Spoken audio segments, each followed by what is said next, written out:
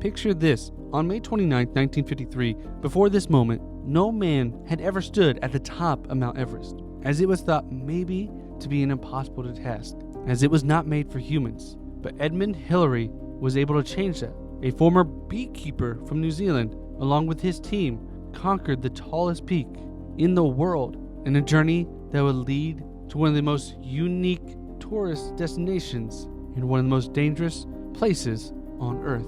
We're going to dive into this crazy story about the very first summit of Mount Everest today on Daily Sports History.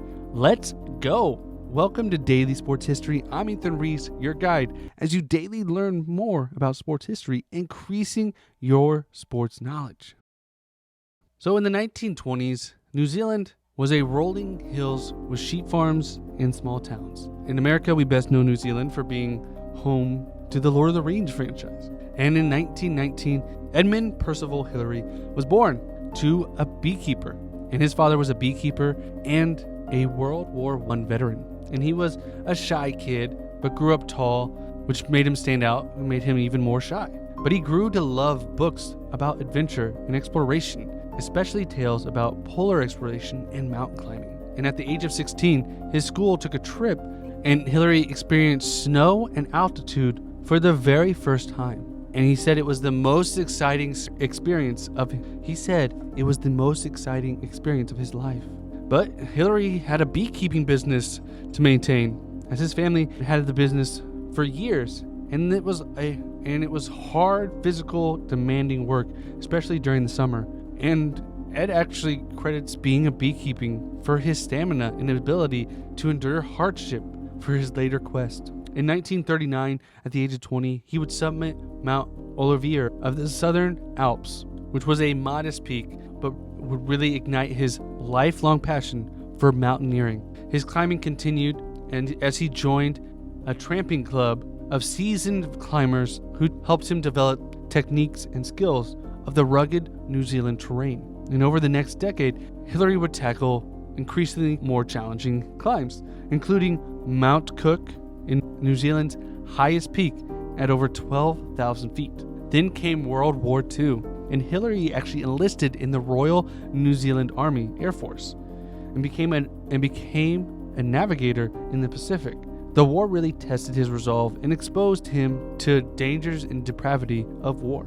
And after returning from the conflict, he was determined to throw himself back into climbing and do what he loved, because he saw how quickly life could be taken away.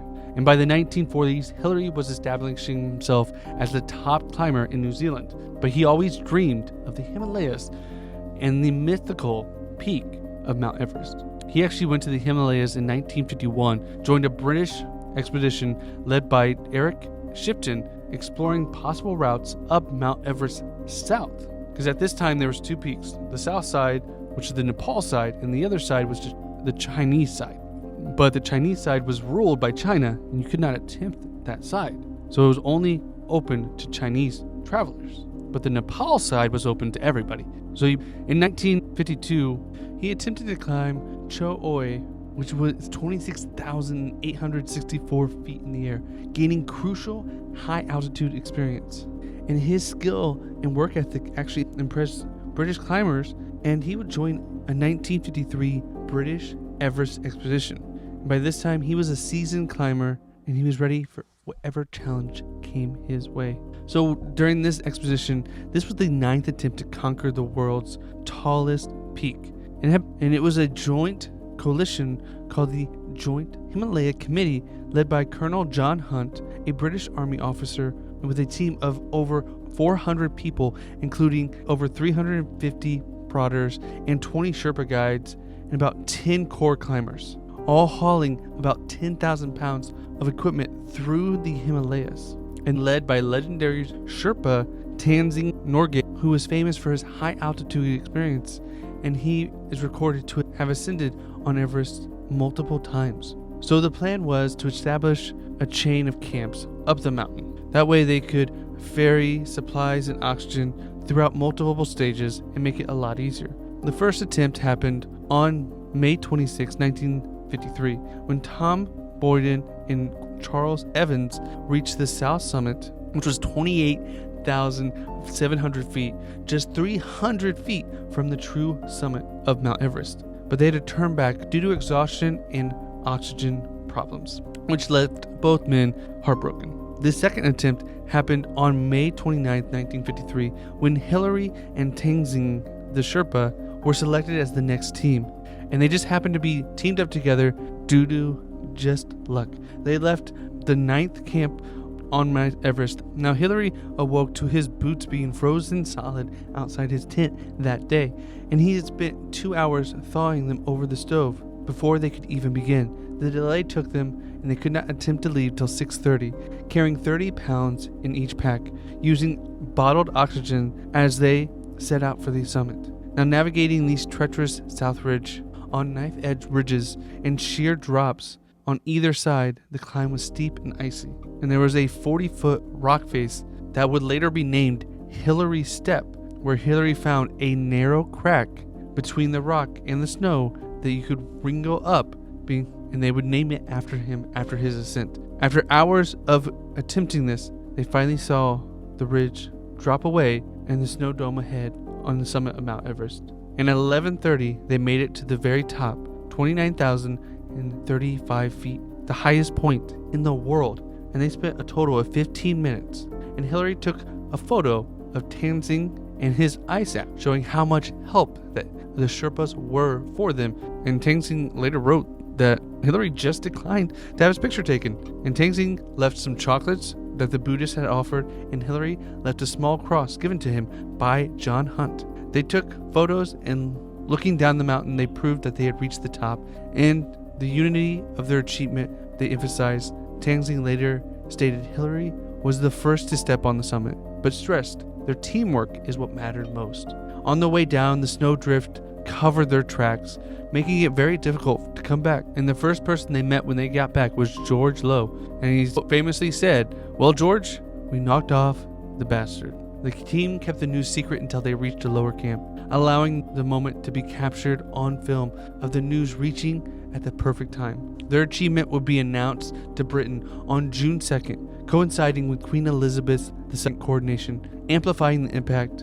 And Hillary would be knighted, and Hunt would receive knighthood, and Tenzing was awarded the George Medal and the Star of Nepal. But this wasn't it for Hillary. He was now world famous, but he didn't want to just stop. He led expeditions to the Himalayas, climbing 10 more peaks over 20,000 feet in the years following Mount Everest. And in 1958, he led the New Zealand section of the Commonwealth Trans-Arctic Expedition to become the first to reach the South Pole overland by motor vehicle since Amundsen and Scott. And he later reached the North Pole, becoming the first person to stand on both poles and atop Mount Everest, a unique 3-pole achievement. Now, the most profound thing that changed in Hillary's life was his commitment to the Sherpa people of Nepal. A lot of times we hear about the guy that climbed Everest, but we forget about how well the Sherpas of Nepal made it even possible. And in 1960, the Himalaya Trust, aiming to repay the kindness and support he received from the Sherpas. And the trust helped build schools, hospitals, bridges, and airfields for the remote Himalaya region, transforming the life of countless Nepalis. And Hillary personally oversaw many of these projects. Over his life, Hillary received numerous honors, including an honorary citizenship from Nepal. In 2003, on the 50th anniversary of the Mount Everest climb, he served as the New Zealand High Commissioner to India, Nepal, and Bangladesh in the 1980s, deepening his ties to the region until his death in 2008. Hillary remained tirelessly an advocate for the Nepal people and preserving the legacy of the summit of Mount Everest. Now, Hillary may have done this in 1953, and it was a huge moment, but it took many people trying before him. Often when you're the first, somebody tried before you, and somebody tried before them. And it's the same with Mount Everest. He wasn't the first to try. Many have lost their lives trying. It's estimated over 340 people have died while trying to climb Mount Everest. And that's only an estimate. There could have been even more years and years ago. It took many trial and error and technology. Without oxygen, many think that there's no way anyone could have made it to the top. And if we didn't have the technology to have bottled oxygen, there's probably no way any person could have made it, except for maybe the Nepalese people that live in the area and have adjusted to that climate. And it's possible that many Nepali and Sherpa had done it previously and never got recognition. But at least Hillary put them ahead of him and honored what they did, because it's often the unsung heroes that help us achieve greatness. I want to thank you for listening to today's Daily Sports History. If you like this, please make sure you like and subscribe so you do not miss another episode. And we will see you again on the next episode.